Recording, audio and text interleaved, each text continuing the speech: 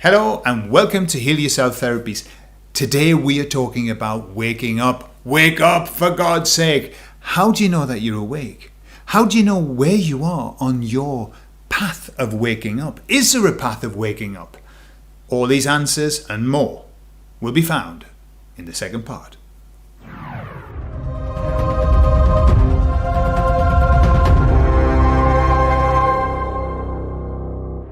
Why am I talking about waking up? Well, I had a fantastic question from Peter, who comments often on the videos. And Peter said, I'm confused about waking up. I don't know if I'm awake. And I don't know where I am on my path of awakening. Okay? And so he was kind of asking me to give him some guidance on how to wake up. Or is he awake? And where is he? All right, and it's a fascinating question. I really enjoyed that question because it got me to thinking about waking up and what it is and what it's all about. You know, waking up is a metaphor. It's a metaphor. It isn't actually waking up, although metaphorically we were asleep and then we woke up. Now, we know that as we look out into the world, we see a lot of people who are still metaphorically asleep. And I would go as far as to say beyond asleep, they're in deep, deep trance. They're under a spell. Okay? And that's why I often say it's not our job. We aren't wizards. We are wizards, but not that kind of wizard. Our wizardry is to create our future. We can create our future. Okay? Leave the job to the bigger wizards to wake them up, and there are lots of big wizards working at the moment. Oh man, there's some wizardry going on in this world at the moment, on this plane and on other planes as well. Okay, check out the Schumann resonance lately. Whoa! So, waking up is a metaphor, but we can apply it to the literal waking up. How many times do you wake up a day? All right, if you have a siesta, it might be twice. But you actually wake up once, don't you? And how long does it take you to wake up? Have you ever measured it? Waking up takes a second. It's a split second. All right, you're a bit groggy at the beginning, aren't you? You're just kind of waking up. For example, I wake up in the morning and I wake up and I think, oh, there I'm awake. And then my mind goes, and then suddenly I'm very awake. Okay, so there is a little bit of a process, but the actual waking up is you really can't put a time on it. It's like I'm asleep, now I'm awake. Okay, so waking up in the metaphorical sense is an instantaneous thing. It's an instantaneous thing. It isn't. You don't wake up gradually over a period of time. Either you're asleep or you're awake. And so you don't really need to worry about whether you're awake. I'll tell you how you know you're awake. How you know that you're awake is that you start to question the status quo. You start to question what it is that you have held as beliefs. You question your beliefs. You see, waking up is the act of people, some very, very clever people have said these words. Everything that you have been told is a lie. Right? Everything that you have been told and taught is a lie. Now, why would people say that? They say that because if you take on board that premise, that means that you have to question everything. But it's not. You see, questioning everything gives you the idea that that goes out. So I'm going to question this, I'm going to question that, I'm going to question the government. Absolutely. But the more important thing is for you to go inside and start questioning your own beliefs, the beliefs that you hold about everything. That's where the waking up process afterwards, once you're awake, that's where you start. So if you are questioning your beliefs, you're awake. You're absolutely awake. Now, the process after waking up, there is a process, absolutely, which is Some people describe it as going down the rabbit hole. It's starting to work through your questions and get answers, or at least get provisional answers or ideas of answers. We've talked about the truth. It isn't going and getting the truth and having the truth and putting the truth inside of you. No, it's searching for the truth.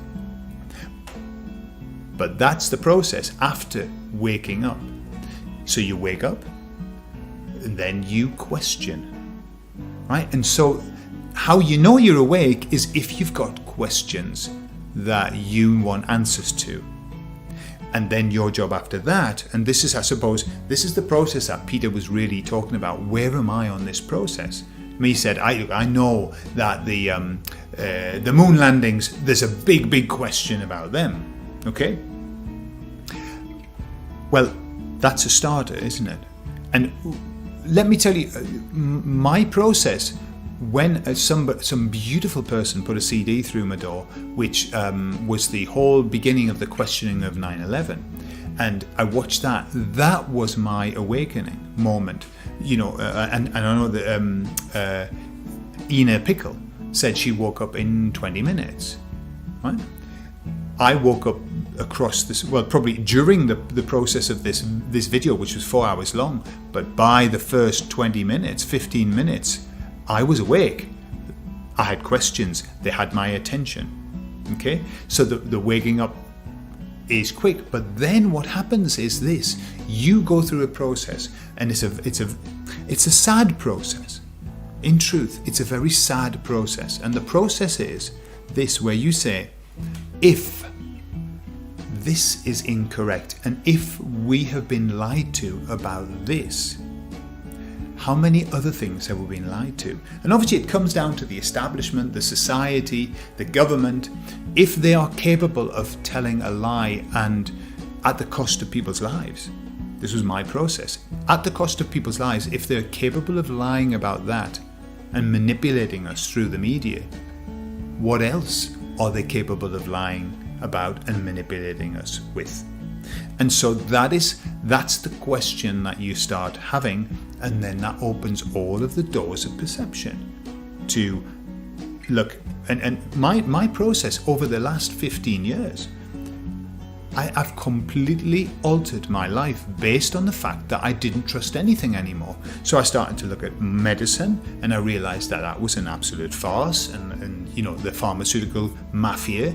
I discovered that. For example, I've never been to a doctor for the last 20 years.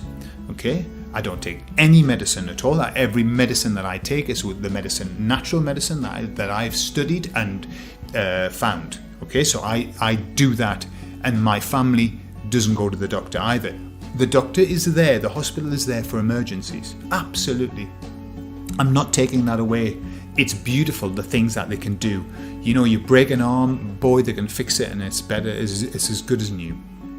I'm talking about the day-to-day, the frequent ingestion of chemicals that is destroying the health of mankind. So I discovered about that, and I read a book called Bad Pharma. I would recommend, if you really, it's a heavy book and it's very disappointing, but if you want to update yourself on that, I would get that book, Bad Pharma. It's probably been taken off the market now. I wouldn't be surprised if they banned it everywhere, because it absolutely shows the pharmaceutical companies to be, and this is written by a doctor who is very well established. Then I discovered the problems with water and what they're doing with the water, and how the stuff that they're putting in the water is causing us big problems. It's calcifying the pineal gland and all kinds of stuff. They use the same product in the water in many places as the Nazis used to suppress the activity of the Jews. Okay? So then we got a osmosis filter, and we filtered our water for the last 15 years. So we drink pure water. Beautiful, wonderful, as God planned it.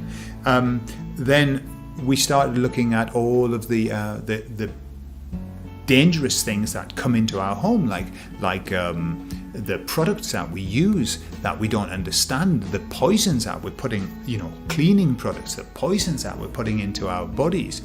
Then we looked at food and realized what was happening with the food and how bad the food had become and how it was killing people.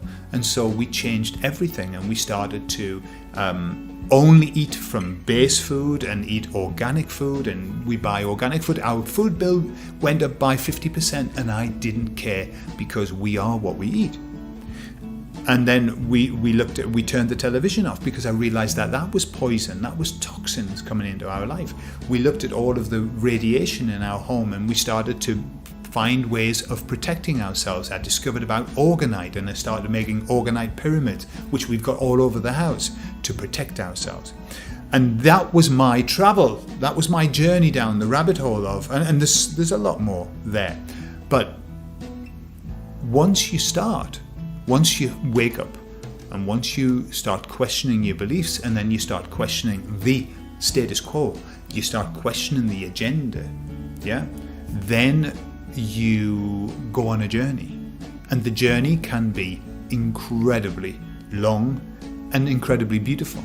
And I'll tell you now that based on what I did and where I was and where I am, I feel 300, 400, 500, 1,000% better, healthier, mentally healthier and physically healthier. Okay? So this is the journey of waking up. Afterwards, it's not the journey, it's not the waking up, it's the journey after waking up. So that's the journey. Now what I see is that we, thanks to this thing that happened with the Rona, the virus thing, I have to say it quickly, because really YouTube is on a war at the moment. Channels are being closed down. It's just incredible.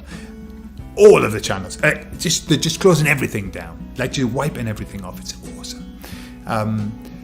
So you've got to be careful. Now I've got nothing to lose, except I don't want to lose this opportunity to talk to you. You know, I mean, I haven't got many subscribers and I don't have many views, but it doesn't matter. And if it did go down, if they took it away for whatever reason, I would just start another one.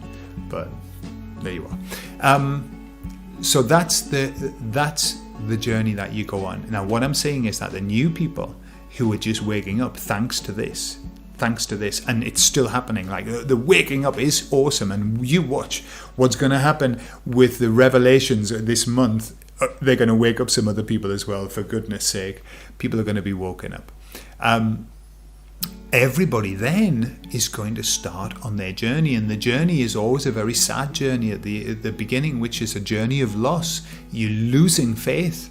You lose your faith in everything that you believed in, and it's tough. It's absolutely tough. And all of you who are watching, who have woken up, you know that journey that you go through of absolute disappointment and disgust and letdown, that this could be the case.